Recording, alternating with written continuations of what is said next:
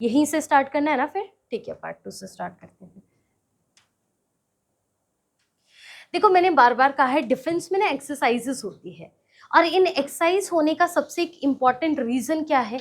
वो सिंपल स्पष्ट अक्षरों में ये रीजन है ताकि हम टाइम टू टाइम ये देख सकें क्या हमारी आर्मी वालों के पास सफिशिएंट वेपन्स है।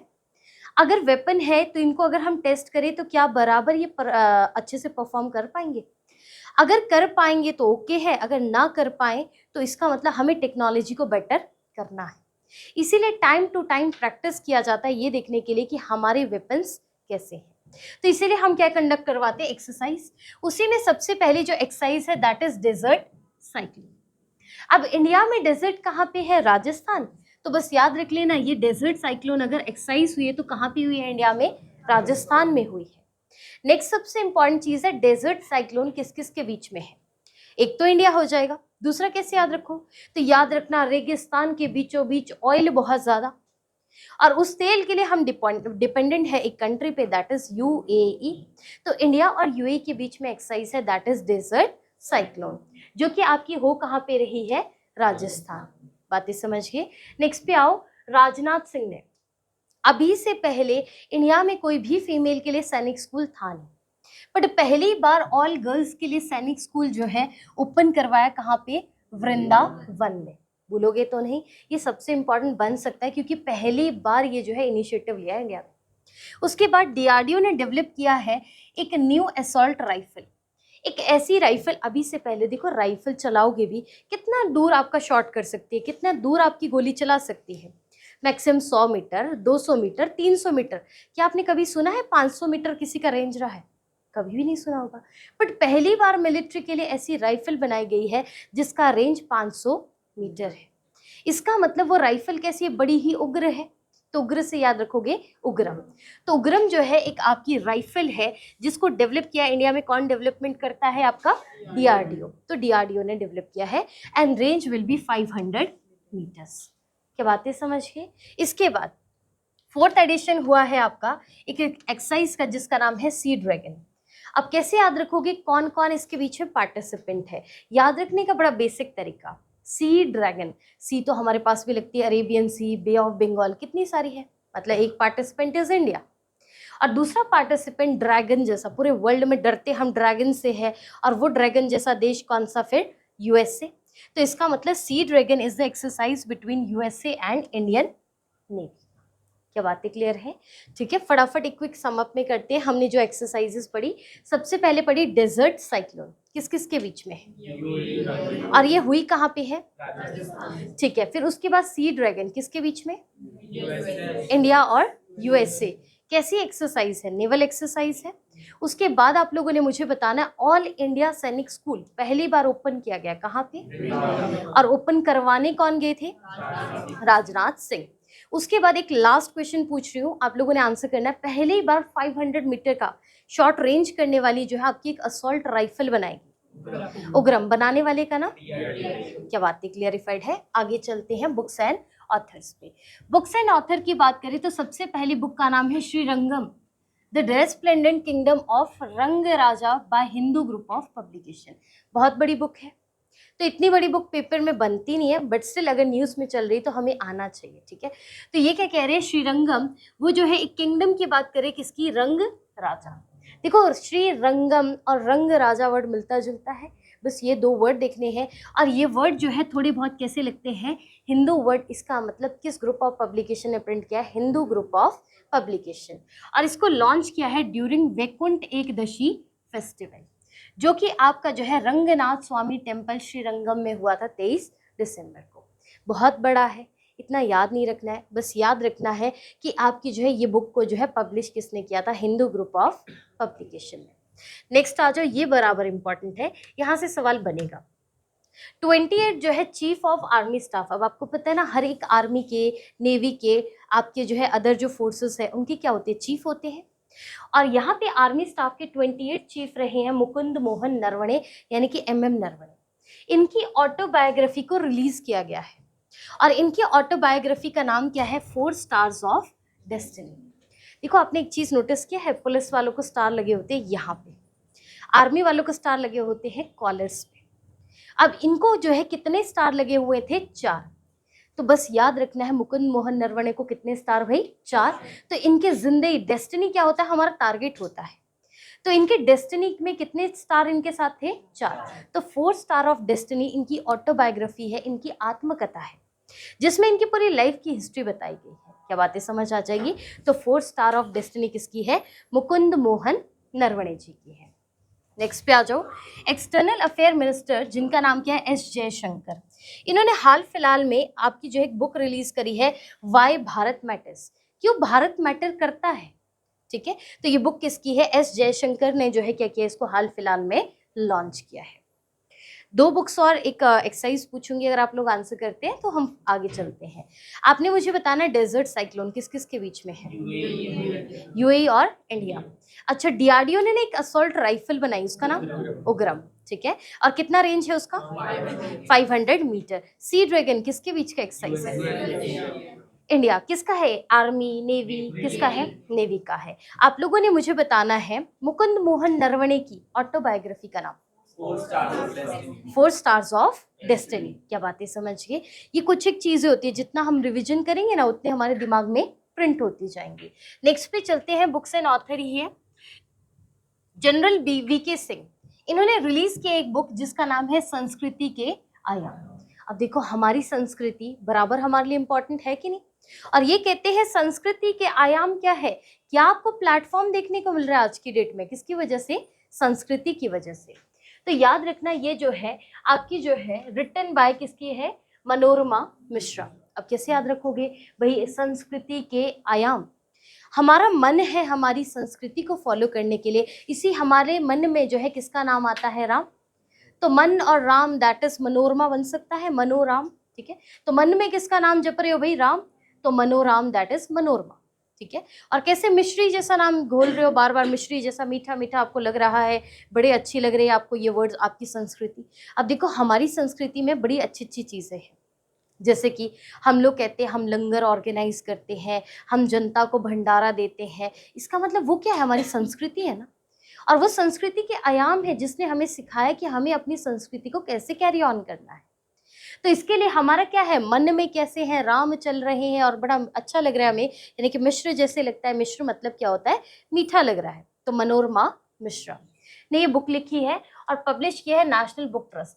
कभी भी पब्लिकेशन नहीं पूछी जाती कौन पब्लिश करता है, पूछा ये जाता है कि इस बुक को लॉन्च किसने किया या फिर ये बुक किसने लिखी है। तो याद रखना, मनोरमा मिश्रा।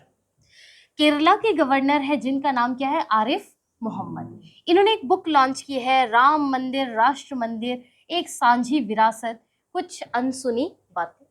बड़ी लंबी बुक है, बस याद रखना कि ये सिर्फ राम मंदिर के बारे में बात करे और ये कह रही कुछ ऐसी बातें हैं जो हमने कभी सुनी नहीं है।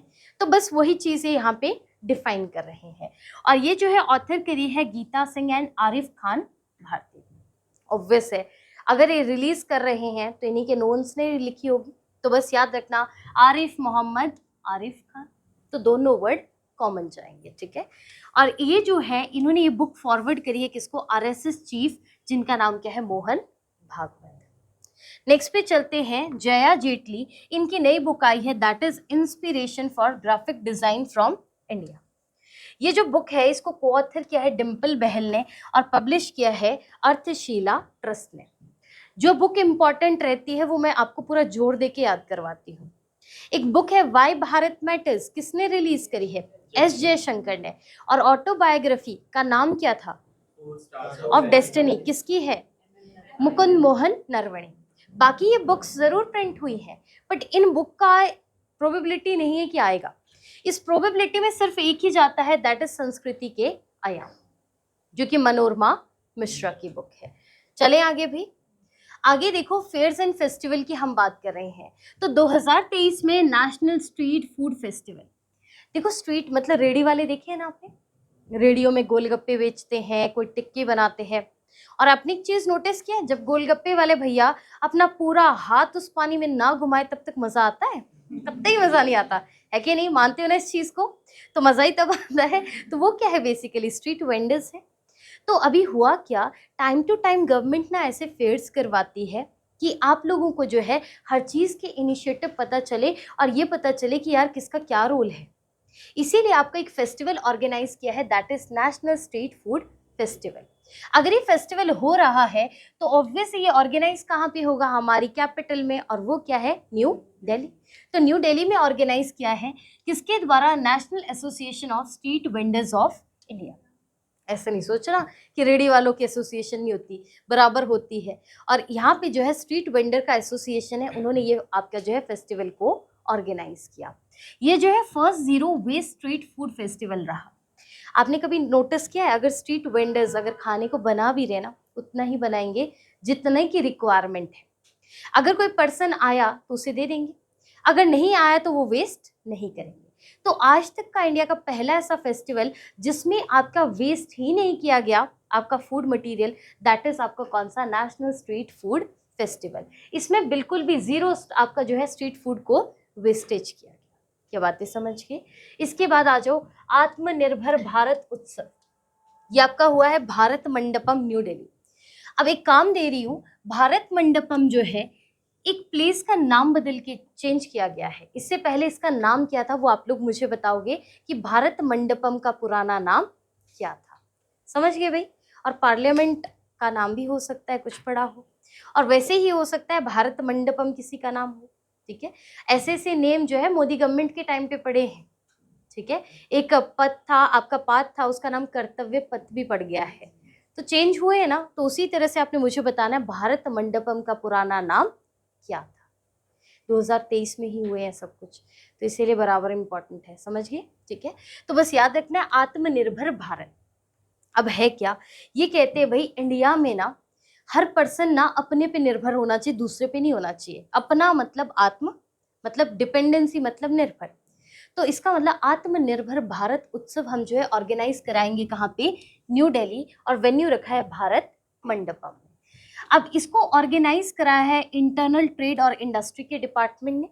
उसके अलावा कुछ एक मिनिस्ट्री हैं जैसे कि एस जयशंकर यानी कि एक्सटर्नल अफेयर, और आपके पीयूष गोयल जो कि आपके यूनियन कॉमर्स मिनिस्टर है। ठीक है, बस यहाँ से दो बातें याद रखना है कि आपका नेशनल स्ट्रीट फूड फेस्टिवल हुआ वो न्यू दिल्ली में हुआ, आत्मनिर्भर भारत उत्सव हुआ वो कहाँ हुआ, भारत मंडपम न्यू दिल्ली में हुआ। ये आपके लिए इंपॉर्टेंट है। ठीक है, इसके बाद आ जाओ ministry of development of north eastern region. अब आपसे पूछ सकते हैं डोनर की फुल फॉर्म क्या होती है, तो याद रखना development of north eastern region, क्योंकि नॉर्थ ईस्ट पे ध्यान देना सबसे पहले नरेंद्र मोदी जी की ही गवर्नमेंट ने किया है, इसीलिए बराबर यहाँ से क्वेश्चन बनता है। इनके लिए जो है ऑर्गेनाइज करवाया उत्तर पूर्वी महोत्सव। नॉर्थ को हिंदी में कहते हैं उत्तर, ईस्ट को कहते हैं पूर्व। तो उत्तर पूर्वी महोत्सव जो है 2024 में ऑर्गेनाइज किया है कहाँ, भारत मंडपम इन न्यू दिल्ली। समझिए। तो यहाँ से क्विक समअप में बात करते हैं कि आपने क्या क्या याद रखना है। पहले हमने पढ़ा नेशनल स्ट्रीट फूड फेस्टिवल 2023 का कहाँ पे हुआ, न्यू दिल्ली में हुआ। पहला जो है जीरो वेस्ट करा हमने खाना, वो भी एक स्ट्रीट फूड का आपके फेस्टिवल में, वो कहाँ पे, कौन सा festival, national street food festival. उसके बाद हमने जो है आत्मनिर्भर भारत उत्सव ऑर्गेनाइज करवाया कहाँ पे, भारत मंडपम, वो कहाँ आता है, न्यू दिल्ली। उसके बाद लास्ट एक करा था भारत मंडपम में, कौन सा फेस्ट करा था, उत्तर पूर्वी उत्सव। ठीक है, तो उत्तर पूर्वी महोत्सव जो है हमने करवाया भारत मंडपम न्यू दिल्ली में। ठीक है, दो बुक्स पूछ रही हूँ। एस जयशंकर ने एक बुक जो है आपकी अनवील करी थी, नाम वाई भारत मैटर्स, और मुकुंद मोहन नरवणे की ऑटोबायोग्राफी। ठीक है, उनको लगे ही 4 स्टार थे, तो याद रखना 4 stars of destiny. Ministry of youth affair and sports, current में कौन चल रहे हैं, अनुराग सिंह ठाकुर, वो हिमाचल प्रदेश को भी बिलोंग करते हैं, इसीलिए बराबर याद रखने हैं। इन्होंने अनाउंस किया है कि हम एक अवार्ड जो है अनवील कर रहे हैं, दैट इज राष्ट्रीय खेल प्रोत्साहन पुरस्कार। अभी से पहले सबसे highest award is Major Dhyanchand Khel Ratna award, जो कि इंडिया का सबसे बड़ा अवार्ड है। पर हाल फिलहाल में youth affair and sports minister ने कहा कि सबसे हाईएस्ट अवार्ड कौन सा रहेगा आपका, राष्ट्रीय खेल प्रोत्साहन पुरस्कार। इसका मतलब ये किस किस को दिया जाएगा उस बारे में हम बात कर रहे हैं। इसको हम जो है कंट्रोल, बोर्ड ऑफ कंट्रोल को भी दे सकते हैं, जैसे बीसीसीआई है, क्रिकेट का बोर्ड ऑफ कंट्रोल है ना, उसी तरह से अलग अलग स्पोर्ट्स के अलग अलग बोर्ड ऑफ कंट्रोल रहते होंगे। उसके अलावा एनजीओज भी हो सकते हैं, स्पोर्ट्स की बॉडी भी हो सकती है, नेशनल लेवल के भी हो सकते हैं, स्पोर्ट्स की प्रमोशन और डेवलपमेंट करने वाले पर्सन भी हो सकते हैं। एक एग्जाम्पल लेते हैं, आपने देखा जब T20 होता है तो कुछ कंपनीज होती है जो कहती है अब देखो जर्सीज दे देते हैं उनको, क्या है ड्रेसेस दे देते हैं बनाकर। कुछ कंपनी ऐसी होती है जो पूरा आपका एक्सपेंस बियर करती है, इसका मतलब वो क्या कर रहे हैं, स्पॉन्सर कर रहे हैं ना। और जो स्पॉन्सर करेगा इसका मतलब स्पोर्ट्स को बढ़ावा ही तो दे रहे हैं, इसका मतलब बराबर हकदार है ना, कि क्योंकि उन्होंने खेल के लिए क्या दिखाया, प्रोत्साहन दिखाया, इसीलिए उनको जो दिया जाएगा राष्ट्रीय खेल प्रोत्साहन पुरस्कार। क्या बातें समझ के, इसमें एनजीओज भी हो सकते हैं, स्पोर्ट्स पर्सन खुद भी हो सकते हैं, आपके बोर्ड ऑफ कंट्रोल भी हो सकते हैं, और डिफरेंट डिफरेंट ऑर्गेनाइजेशन भी हो सकती है जो भी स्पोर्ट्स को लेके बढ़ावा आगे बढ़ाने का काम करेंगे। क्या बातें समझ गए। उसी के साथ साथ जो है नेक्स्ट बात करो, डेविड वार्नर, इन्होंने रिटायरमेंट अनाउंस कर दी, किससे, वन डे इंटरनेशनल क्रिकेट से। और डेविड वार्नर किस टीम से आते हैं, सोच लो अभी भी, ठीक है जी, ऑस्ट्रेलिया के ही है। इंडिया का पहले एवर मल्टी स्पोर्ट बीच गेम, आज से पहले मल्टी स्पोर्ट बीच गेम कभी आपका कमेंस नहीं किया गया, बट पहली बार जो है आपका मल्टी स्पोर्ट बीच गेम कमेंस किया गया, कहाँ पे, गोगला बीच, जो कि कहाँ है आपका, दीव में है। देखो ज्यादातर जब भी बीच हमारे दिमाग में है ना, हमारे दिमाग में गोवा चलेगा, ठीक है, पर याद रखना है आपने कि मल्टी स्पोर्ट जो बीच आपका जो है स्पोर्ट्स इवेंट हुआ है वो कहाँ पे हुआ है, दीव में हुआ है। और याद रखना, भूलना नहीं है, गोगला बीच में हुआ है। क्या समझ गए।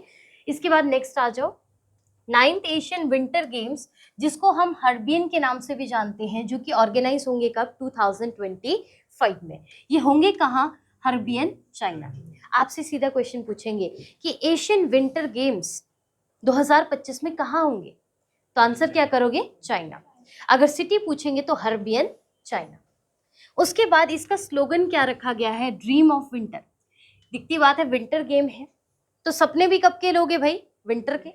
तो dream of winter, love among Asia, क्योंकि एशियन विंटर गेम्स है। उसके बाद मैस्कॉट, मैस्कॉट होता है सिंबल, जैसे कि आपने देखा ना ओलंपिक में 5 आपके जो है सर्कल से दिखा देते हैं, इसका मतलब वो मैस्कॉट्स होते हैं। यहाँ पे जो है सिंबल क्या बनाए हैं, बिन बिन और नीनी। साइबेरिया के छोटे छोटे टाइगर के बच्चे हैं, टाइगर के कब्स है, और उनको दिखाया बड़े अच्छे से, बड़े स्टाइलिश तरीके से, बड़े अच्छे लगते हैं ये, ठीक है। तो नाम क्या है उनका, एक का नाम बिन बिन है, दूसरे का नाम नीनी है। ये साइबेरियन टाइगर कब्स है, और ये रियल टाइगर कब्स है जिनको पहली बार जो है एक मैस्कॉट की तरह यूज कर रहे हैं, किसमें, एशियन विंटर गेम्स में।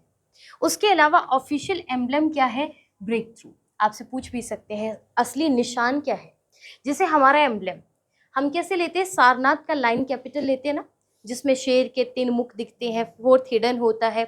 उसके अलावा इंडिया का जो है नीचे जो आपका पोर्शन होता है उसमें सत्यमेव जयते के ऊपर आपका जो है इंडिया का जो है अशोक चक्र बीच का सेंटर का बनाया होता है। तो इससे हमें क्या पता चलता है कि वो एम्बलम होता है। और एम्बलम क्या रखा है इन्होंने, ब्रेक थ्रू रखा है, जो कि चाइनीज कल्चरल एलिमेंट है, जो कि ओलंपिक सिंबल में ये दिखाते हैं, ठीक है। यहाँ से आपने जो जो चीजें याद रखनी उसको सम अप में याद करना है।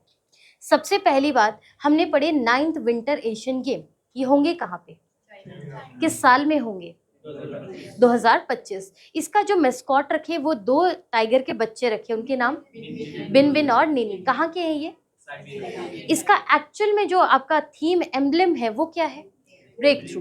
ब्रेक थ्रू जो आपका एम्बलम है वो चाइना यूजुअली अपने ओलंपिक गेम के लिए यूज करती है।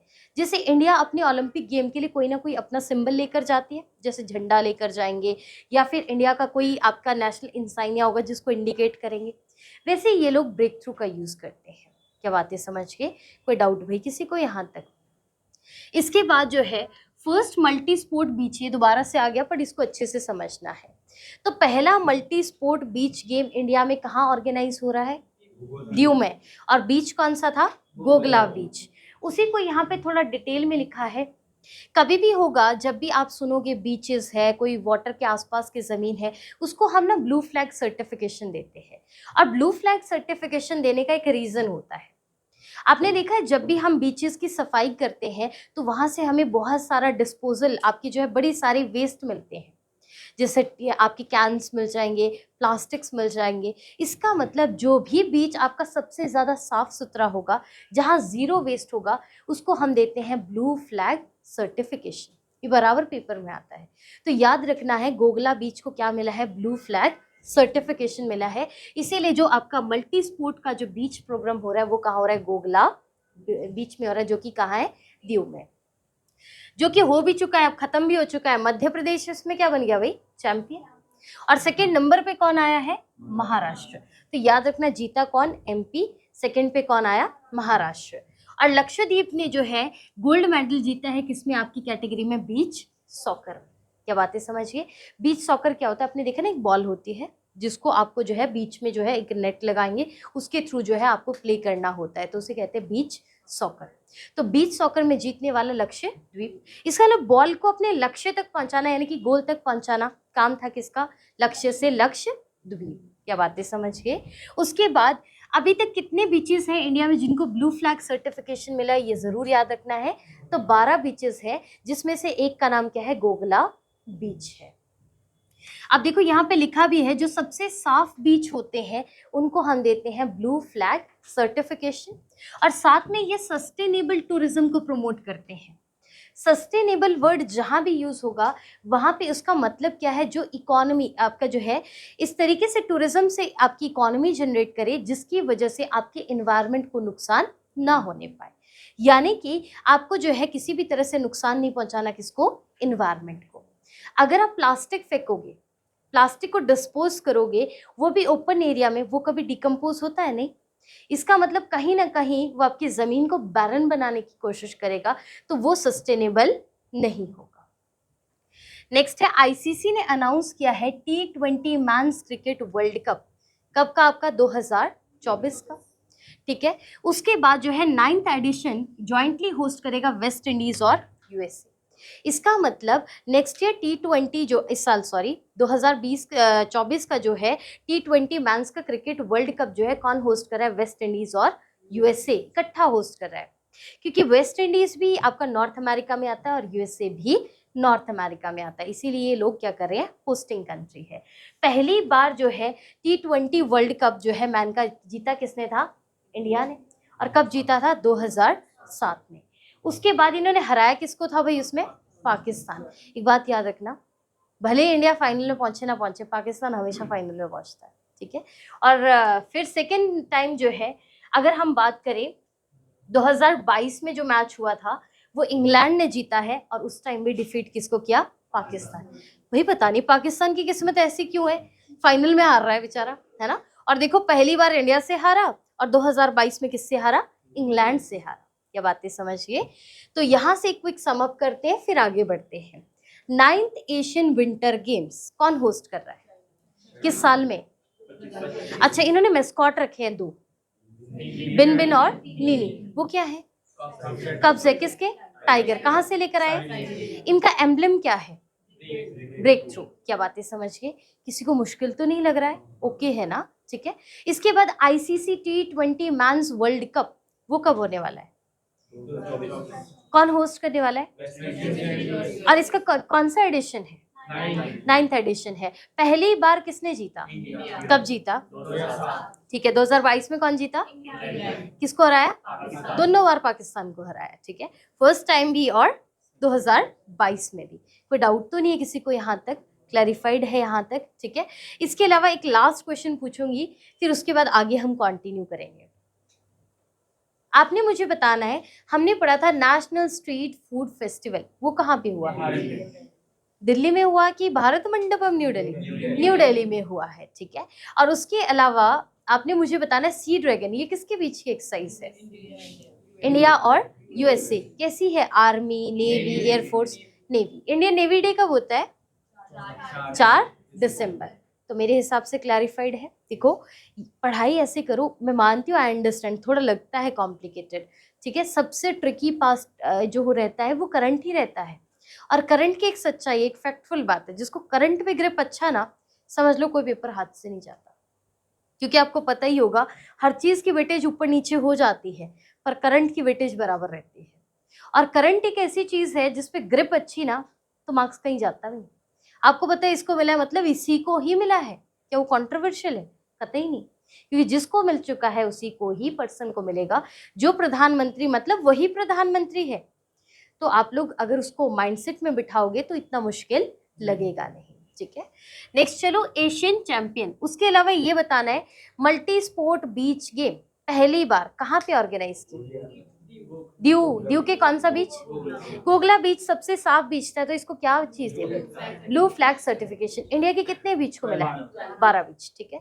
चलो, बेस्ट सॉकर कौन है भाई, किसने जीता भाई बीच सॉकर गेम? लक्षद्वीप ने, ठीक है। और फर्स्ट कौन इसमें जीता, कौन दूसरे पे कौन आया? बस, ठीक है। एशियन गेम में जो है चैंपियन रहे हैं अमन शेरावत, जिनको गोल्ड मेडल मिला है मैन के 57 केजी वेट उसमें, और ये पर्टिकुलरली जो है किससे बिलोंग करते हैं? रेसलिंग।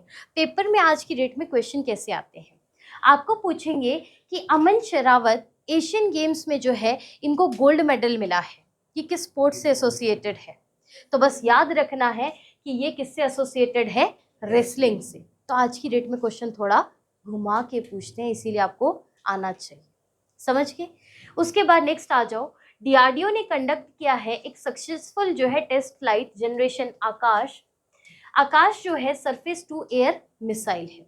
अब देखो, जमीन है, जमीन से एयर की तरफ अगर मिसाइल जा रही है दैट इज सैम, यानी कि सरफेस टू एयर मिसाइल, और उसका नाम क्या है भाई? आकाश, ठीक है।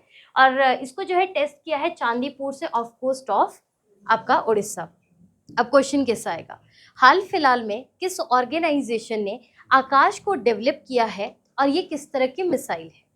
तो डेवलप डीआरडीओ ने किया है, किस तरह की मिसाइल है? सरफेस टू एयर मिसाइल है। क्या बातें समझ के। इसके बाद जो है स्टील फैब 2024, ये एग्जीबिशन हो रही है कहाँ पे? यूएई। तो यूएई में एक एक्सरसाइज आपकी हो रही है, सॉरी एग्जीबिशन हो रही है, जिसका नाम क्या है? स्टील फैब है, ठीक है। अमृत सोमेश्वर, देखो 2 मिनट का वक्त दे रही हूँ, ठीक, आराम से रिलैक्स हो जाओ 2 मिनट, फिर इसको कंटिन्यू करते हैं, ठीक है, ओके है। क्योंकि अब कंटिन्यूटी में चल रहे हैं तो थोड़ा दिक्कत होगा। कितना बचा भाई वैसे? बस मिसलेनियस रहता है, इतना थोड़ा थोड़ा करके करते हैं, ठीक है। एटलीस्ट एक पार्ट तो हो जाए।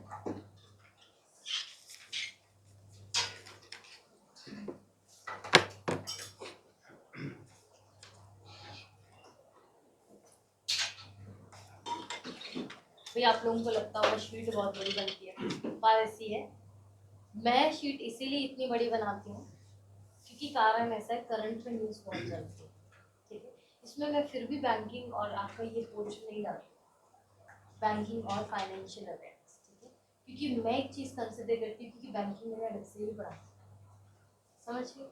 इसको यहाँ पे मिक्स करके मुझे नहीं लगता मेरे को कोई फ़ायदा है, ठीक है। और जितनी इंपॉर्टेंट न्यूज़ होती है बैंकिंग की, हाँ जी कोई बैंक है अगर उसने कोई चीज़ पहली बार सेल करा है या कोई चीज़ बनाया है, वो बराबर न्यूज़ में रखती हूँ, शीट में रखती हूँ। बट मैं ये सब चीज़ें ये नहीं लिखती हूँ कि हाँ जी इतना पैसा लिया इतना पैसा दिया, ये कोई नहीं पूछता, ठीक है। बाकी सब मेरे मटेरियल में सब कुछ A to Z होता है, कौन नया कौन पुराना कौन सी स्कीम, इसीलिए थोड़ा लंबा हो जाता है, अदरवाइज 2 में हमेशा ख़त्म हो जाता है। बट स्टिल मैं 2 का 2.5 बना देती हूँ, कोई दिक्कत नहीं। बस बात ऐसी है कि चीज़ें आपको परफेक्टली आना चाहिए, समझिए। किसी को कोई मुश्किल लग रहा है पढ़ने में, ठीक है। इकोनॉमिक्स मैंने आप लोगों को कहाँ तक करवा दी है, अब इकट्ठा ही होता है ना सब कुछ, तो कहाँ तक पहुँचे आप? जो सेक्टर ही करवाए उससे आगे नहीं करवाएंगे, देखते हैं उसकी भी क्लास अरेंज करते हैं, बट मैं चाहती हूँ पहले करंट हो जाए।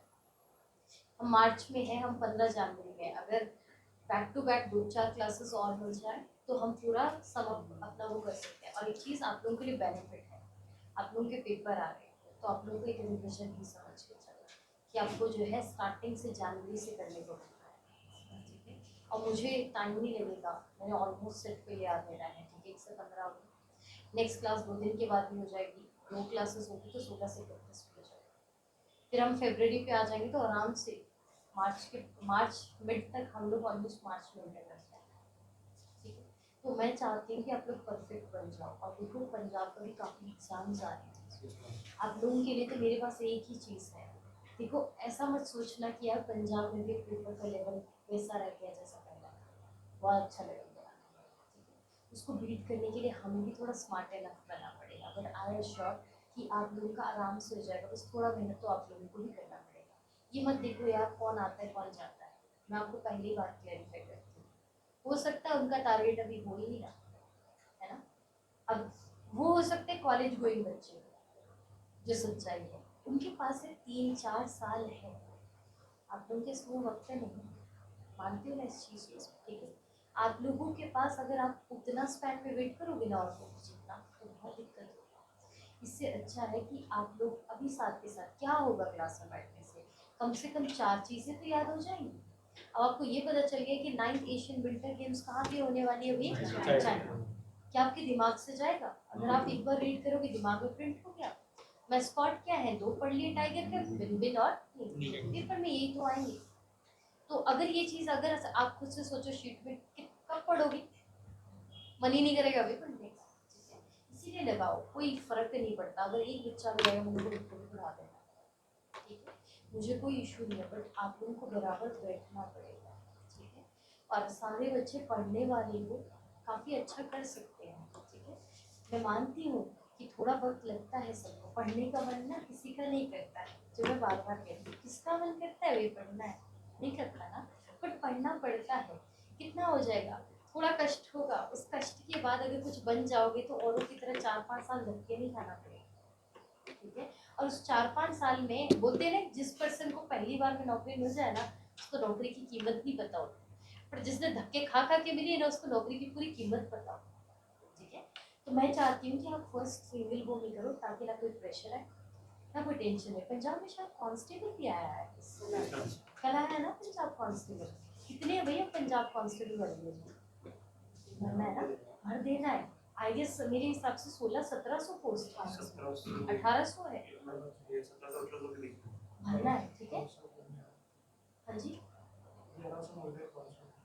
बस ठीक है, बहुत है, आराम से निकल जाएगी। थोड़ा भाग दौड़ भी करनी है, अच्छा ठीक है। भाग दौड़ इन द सेंस, बिना भाग दौड़ के बात नहीं बनेगी। और एकदम से अगर आप सोचो ना यार, पेपर से आधा महीना पहले भी तैयारी होगी, आप क्या करो सुबह और शाम, वो आपका हेल्थ के लिए भी अच्छा है, रूटीन भी बन जाएगा। सुबह थोड़ा कष्ट लगेगा उठने में, बट इट्स ओके, है ना, नहीं लगेगा इतना मुश्किल। थोड़े दिन लगेगा यार कि हम जा रहे हैं, तो भागना शुरू करो। हरियाणा में भी 6000 कांस्टेबल निकले हैं, वो आपको पता ही है, बट आप लोग नहीं दे पाओगे, सीट ही नहीं दिया होगा आपको, है ना, तो इसीलिए मुश्किल है, बट पंजाब दे सकते हो आप। तो आप क्या करो, सुबह शाम हल्का हल्का पहले वॉक से स्टार्ट करो, फिर रनिंग से स्टार्ट करो, ताकि 1-1.5 महीने में हमारी रनिंग परफेक्ट हो जाए। और पंजाब में मेरे हिसाब से फिजिकल स्टैंडर्ड सबसे ज़्यादा नहीं है। क्यों? हमारे हिमाचली लड़के तो यहाँ सेलेक्ट ही नहीं हो सकते, क्योंकि हमारे यहाँ पे बॉयज़ के शोल्डर नहीं होते ज़्यादा प्रॉब्लम। और पंजाब और हरियाणा में, पंजाब में ज़्यादा प्रॉब्लम होते हैं लड़कों के शोल्डर्स, जो बात फैक्ट है। इसीलिए जो शोल्डर मेजरमेंट होता है वो ज़्यादा रहता है पंजाब का in comparison to other state. समझ गए भाई? हाइट सबकी परफेक्ट है भाई? कितनी हाइट चाहिए? 5-7 है ना, ठीक है ना। कितनी के आसपास एवरेज हाइट जाती है आपकी? 6 है, बस ठीक है, आपको तो मार्क्स भी मिल जाएंगे। वेटेज क्राइटेरिया कितने पे है एडिशनल मार्क्स का?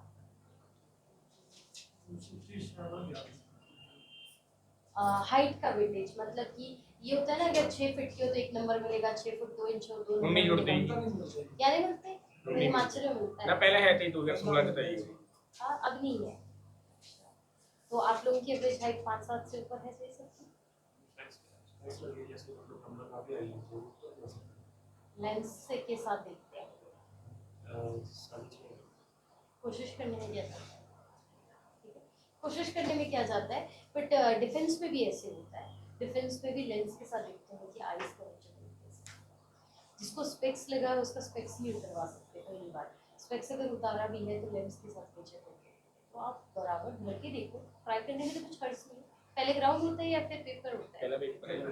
हाँ, हर जगह सेम ही होता है, हमारे भी ऐसे सेम पेपर पहले होता है, बट हरियाणा में आई गेस ग्राउंड पहले होता है। अब हुआ ना, पहले पेपर होता है। पहले क्या हुआ लास्ट टाइम में, पेपर पहले होता है फिर ग्राउंड होता है। अब ये हमारे यहाँ पे अब उल्टा कर दिया, पहले ग्राउंड फिर पेपर, और पहले ऐसे ही होता था, पहले पेपर होता था फिर ग्राउंड होता था, ठीक है। तो ठीक है, हम लोग बराबर तैयारी कर सकते हैं, ठीक है। आप लोगों को कहीं दिक्कत हो बराबर हेल्प करेंगे। इस कंडीशन में हमें ना पहले अटेम्प्ट में निकालना है। आपको क्या लगता है इतनी पोस्ट आगे पलट के आएंगी? कभी नहीं है, ठीक है। तो बस एक सिंगल गो में करना है और अच्छे से पढ़ो, ठीक है। मुश्किल लगे 10 बार पूछ रहे हैं, कोई दिक्कत नहीं, ठीक है। बट कोशिश आप लोग करना है। घर में कितना टाइम पढ़ रहे हो? बन जाता है। आप यहीं पे रहते हो कि घर गांव से आते हो या फिर आसपास? चंडीगढ़ से? आप लोग भी यहीं के लोकल हो? बस पता है, मैं आपको एक पढ़ने का एक पैटर्न बताती हूँ। कोशिश करो सुबह का टाइम जो होता है वो प्रोडक्टिव टाइम होता है, उसमें ना लर्न करने वाला सब्जेक्ट लिखना चाहिए। मतलब जैसे करंट अफेयर, जीके, ठीक है। करंट अफेयर और जीके बोलने का मेरा एक रीज़न है क्योंकि जो चीज़ सुबह पढ़ी होती है ना, फ्रेश माइंड की होती है। और प्रैक्टिस सब्जेक्ट दिन भर कितना भी करो कोई फर्क नहीं पड़ता। उसमें ये नहीं है यार कि मेरे को सुबह याद करना पड़ेगा, नहीं, वो प्रैक्टिस मांगता है। पर जो रीडिंग सब्जेक्ट है ना, वो सुबह शाम में ही होना चाहिए, तो सोने से पहले या उठने के बाद। तो यही 2 टाइम होता है जो आपको परफेक्शन देता है। बाकी रेस्ट ऑफ द पूरा दिन 3 घंटे पढ़ो, 4 घंटे पढ़ो, प्रैक्टिस सब्जेक्ट ही करो, ठीक है। पर रीडिंग सब्जेक्ट सुबह शाम में ही होना चाहिए, ठीक है। तो वो चीज़ ज़्यादा अच्छी है, बेटर है। बाकी आप लोग देखो जैसा आपको सूट करे, बट स्टिल मेरा वो बनता है कि हाँ एक बार गाइड करें कि हाँ ऐसा करना चाहिए, ठीक है। तो एक बार ट्राई करके देखो, मुश्किल लगे तो करना। और लास्ट अगर 6 महीने का सम अप चाहिए तो मुझे बता सकते हो, वो हम कर सकते हैं, ठीक है। चलो भाई स्टार्ट करते हैं। देखो एक पर्सनालिटी है, पर्सनालिटी का नाम है अमृत सोमेश्वर। तो अमृत सोमेश्वर जो है, इनकी हाल फिलहाल में डेथ हो गई और ये जो है कहाँ के थे? मैंगलुरु, कर्नाटका। अब इनको पढ़ना इसलिए है क्योंकि ये जो है लिटरेचर की फील्ड से, इसीलिए इनको क्या मिला है? साहित्य अकादमी अवार्ड मिल चुका है पहले। उसके अलावा इनको गौरव सम्मान मिल चुका है और उसके अलावा इनको भाषा सम्मान अवार्ड मिला है साहित्य अकादमी के द्वारा। इसका मतलब साहित्य से जुड़े जितने भी अवार्ड है वो सारे इनको मिले हुए हैं। तो बस याद रखना, इन्होंने हर चीज की शुरुआत कब से करी? सोमवार से। तो बस सोमवार से सोमेश्वर याद रख सकते हो, दैट इज अमृत सोमेश्वर। किस फील्ड से लिखते थे? तो मतलब लिटरेचर। लोकसभा स्पीकर जिनका नाम है ओम बिरला, इन्होंने इनॉग्रेट किया है पंचायत से पार्लियामेंट तक प्रोग्राम। अब देखो इस प्रोग्राम का क्या मतलब है, स्पष्ट सिंपल से वर्डिंग्स में समझा रही हूँ। ये विमेंस के लिए आपका जो है चलाया गया है।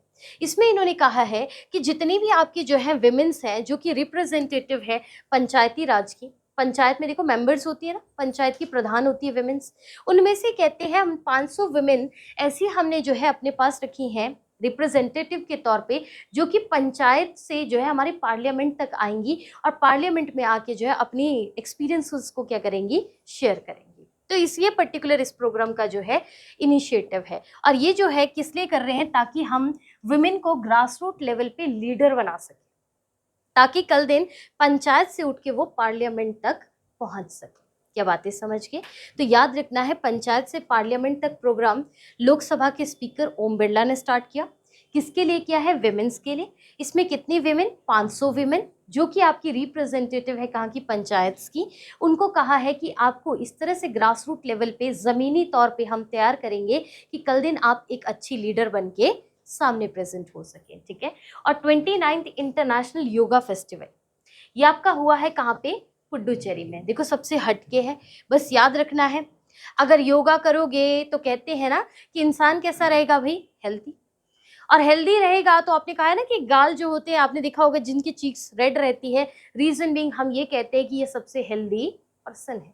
तो बस याद रखना, चेरी जैसे रहना चाहते हो तो उसके लिए क्या करना है भाई? योगा करना है। तो इंटरनेशनल योगा डे चेरी से क्या हो जाएगा? पुडुचेरी हो जाएगा। चलो आगे चलते हैं। गवर्नमेंट ऑफ इंडिया ने कॉन्स्टिट्यूट किया, ये मैंने पहले भी पढ़ा है, 16 फाइनेंस कमीशन। और 16 फाइनेंस कमीशन के जो चेयरमैन है दैट इज डॉक्टर अरविंद पंगारिया। और सेक्रेटरी जो रहेंगे वो कौन रह जाएंगे? आपके रंजनम, यानी कि Ritwik Ranjanam Pandey. Finance commission article 280 के अंडर कॉन्स्टिट्यूट होता है। इसका मतलब कैसी बॉडी है? कॉन्स्टिट्यूशनल बॉडी है। इसके बाद नेक्स्ट आ जाओ, गवर्नमेंट ने एक्सटेंड किया है ऑटोमोबाइल इंडस्ट्री के लिए एक स्कीम लाए थे, that is PLI scheme, production linked incentive scheme. अब देखो अगर आपको प्रोडक्शन करना है उसके लिए आपको पैसा चाहिए। पैसा किसके फॉर्म में चाहिए? इंसेंटिव हेल्प के तौर पे चाहिए। इसीलिए आपकी इंडस्ट्रीज से रिगार्डिंग जो आपकी एक स्कीम आई थी उसका नाम क्या है? PLI, that is production linked incentive scheme. और ये जो है इसका अगर टर्म पीरियड बढ़ाया तो कितना टाइम पीरियड? 1 साल। कोई डाउट तो नहीं किसी को यहाँ तक? उसके बाद इसकी अनाउंसमेंट जो है मिनिस्ट्री ऑफ हैवी इंडस्ट्री ने किया है कि इसको हम जो है फर्दर कितने टाइम पीरियड के लिए बढ़ा रहे हैं? 1 साल के लिए। तो सीधा सा क्वेश्चन आएगा कि ऑटोमोबाइल इंडस्ट्री से जुड़ी हुई कौन सी स्कीम है, तो answer will be PLI scheme, जिसका नाम क्या हो जाएगा, प्रोडक्शन लिंक्ड इंसेंटिव स्कीम। ये पर्टिकुलरली जो है ऑटो स्कीम है, इसमें हमने क्या करना है, ऑटोमेटिव टेक्नोलॉजी को बनाना है। कैसे? हम बार बार कहते हैं, हमारी गवर्नमेंट कहती है हमें ऐसी व्हीकल्स बनानी है जो आपका जीरो एमिशन करे, किसका, कार्बन का, क्योंकि कार्बन डाइऑक्साइड की वजह से क्या हो रहा है, पॉल्यूशन। तो इसका मतलब ऐसे व्हीकल होने चाहिए ना जो आपका लेस पॉल्यूशन करे। इसके लिए इन्होंने सोचा क्यों ना आपके ई व्हीकल्स बनाए जाए जो कि आपका एमिशन कैसे करे, जीरो एमिशन। इसीलिए इनका टारगेट है कि हमें किसी भी तरीके से हमारे जो है क्या बनाने हैं, ई व्हीकल्स बनाने हैं, ताकि हम जो है कार्बन के एमिशन को कम कर सकें। इसीलिए इन्होंने एक स्कीम लाई है जिसका नाम क्या है, PLI स्कीम, और इसको फर्दर कितने टाइम पीरियड के लिए एक्सटेंड कर रहे हैं, 1 साल के लिए। क्या बातें समझ गए? और स्कीम का मेन काम क्या है, बैटरी बेस्ड जो है ई व्हीकल्स को बनाना और साथ में हाइड्रोजन फ्यूल बेस्ड व्हीकल को बनाना। एक चीज मैं समझा रही हूँ, हाइड्रोजन बेस्ड फ्यूल की बात क्यों की?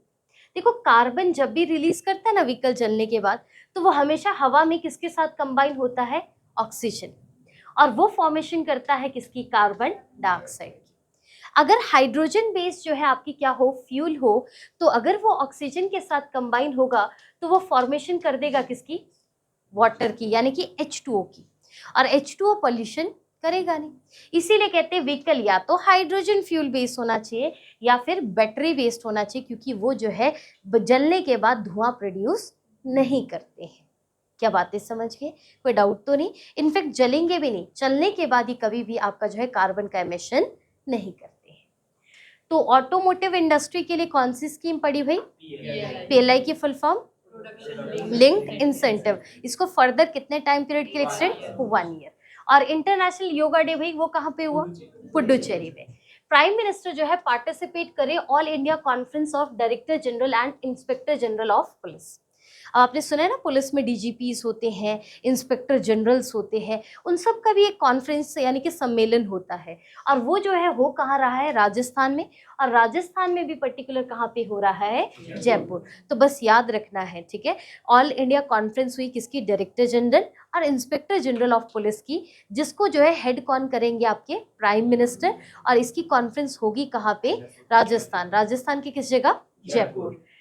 गवर्नमेंट ने डिस्ट्रीब्यूट किए 1.64 आयुष्मान कार्ड नेशन वाइड, किस स्कीम के अंडर, विकसित भारत संकल्प यात्रा। ये मैंने बजट में बड़े अच्छे से पढ़ाया था। मैंने आपको क्या चीज कही थी, इस बात को थोड़े ध्यान से सुनना। बार बार ये एक चीज पे टारगेट करे, दैट इज विकसित भारत, क्योंकि देखो इन्होंने अगले साल का जो एजेंडा रखा हुआ है 2047 का, वो है विकसित भारत, यानी कि डेवलप्ड नेशन होना। इसका मतलब विकसित भारत को बनाने के लिए सबसे पहले ध्यान किस पे देंगे, जनता पे। जनता मतलब डेमोग्राफी, और जनता की हेल्थ सबसे इंपॉर्टेंट है। इसीलिए हेल्थ को आपका जो है ध्यान में रखते हुए इन्होंने एक कार्ड लॉन्च किया, दैट इज आयुष्मान कार्ड, ताकि जनता अगर बीमार हो जाए, पैसा ना हो, तो भी वो जो है अपना इलाज करवा पाए, क्योंकि उनको 5 लाख का ट्रीटमेंट फ्री हो जाता है। तो इन्होंने ये स्कीम को जो है फ्लैग ऑफ किया है, किसने, PM मोदी ने। 15 नवंबर को एक जगह से नाम है खूंटी, झारखंड। तो खूंटी जो है एक जगह है झारखंड में, वहां से जो है PM मोदी ने कहा है कि हम जो है इतने आयुष्मान कार्ड हम बनाएंगे पूरे इंडिया में, ताकि जनता जो है विकसित भारत संकल्प यात्रा की क्या हो सके, पार्टिसिपेंट बन सके, और ये लोग जो है हमारी स्कीम का बेनिफिट ले सके। क्या बातें समझ गए? इसके बाद नेक्स्ट आओ, यूनियन कैबिनेट, जिसको चेयर किया है PM मोदी ने। इन्होंने एक स्कीम जो है लॉन्च करी है जिसका नाम है पृथ्वी विज्ञान। अब पृथ्वी विज्ञान का क्या मतलब, अर्थ साइंसेस। तो अर्थ को अच्छे से डिटेल में अंडरस्टैंड करना, सारी अर्थ की साइंसेस को अंडरस्टैंड करना, इसीलिए जो आपका लॉन्च किया है उसका नाम क्या है, पृथ्वी विज्ञान। क्या बातें समझ के?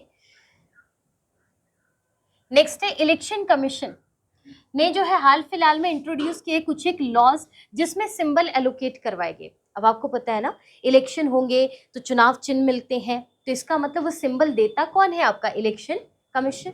तो हाल फिलहाल में इन्होंने जो है सिंबल को एलोकेट करवाने के लिए जो है नए लॉज पास करे हैं। उसके अंडर जो है रजिस्टर्ड जो है अनरिकॉग्नाइज्ड पॉलिटिकल जो पार्टीज है उनको जो है क्या देने हैं आपके सिंबल्स। और किसी भी पॉलिटिकल पार्टी को अगर सिंबल देते हैं तो किस लॉ के अंडर आता है, election symbol reservation and allotment order 1968 के अंडर। तो आपसे यही क्वेश्चन आएगा कि किस एक्ट के अंदर जो है किसी भी पॉलिटिकल पार्टी को सिंबल एलोकेट होते हैं। तो आपने याद रखना है election symbol reservation and allotment order 1968। बस ये पोर्शन करवाऊंगी, इससे आगे मैं नहीं करवाऊंगी further. 10th world Tamil economic conference and global economic summit हुई है कहाँ पे आपकी, चेन्नई। तमिलनाडु की कैपिटल कहाँ है, चेन्नई। तो इनकी कॉन्फ्रेंस भी कहाँ होगी, चेन्नई में होगी। J&K जो है फर्स्ट यूटी बन गया है जिसने आपकी पीएम विश्वकर्मा योजना को इम्प्लीमेंट करा है। देखो ये जो विश्वकर्मा योजना है ना, ज़्यादा पुराना नहीं है, ये आपकी 17 सितंबर 2023 को लॉन्च की थी गवर्नमेंट ऑफ इंडिया ने।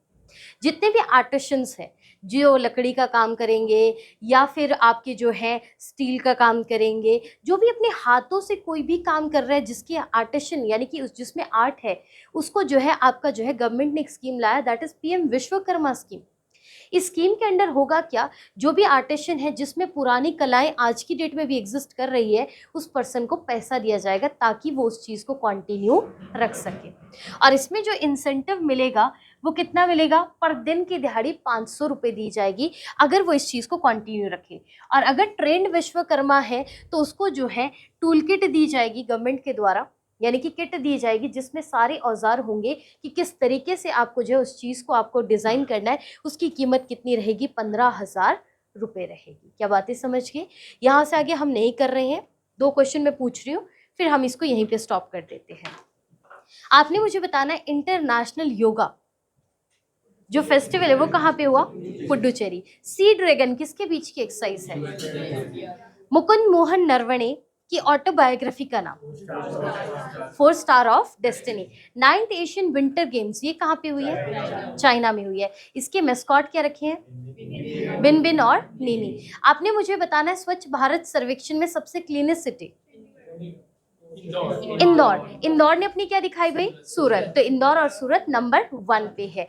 सफाई मित्र का जो है सबसे इंपॉर्टेंट सुरक्षा का ध्यान रखने वाला state, Chandigarh. Cantonment region cleanest, Mhow. कौन सा हो जाएगा, महू। वो क्लीनेस्ट गंगा टाउन है। ठीक है, तो यहां तक हमने कर लिया, बाकी हम नेक्स्ट उसमें करेंगे। हाँ जी, क्लीनेस्ट टाउन।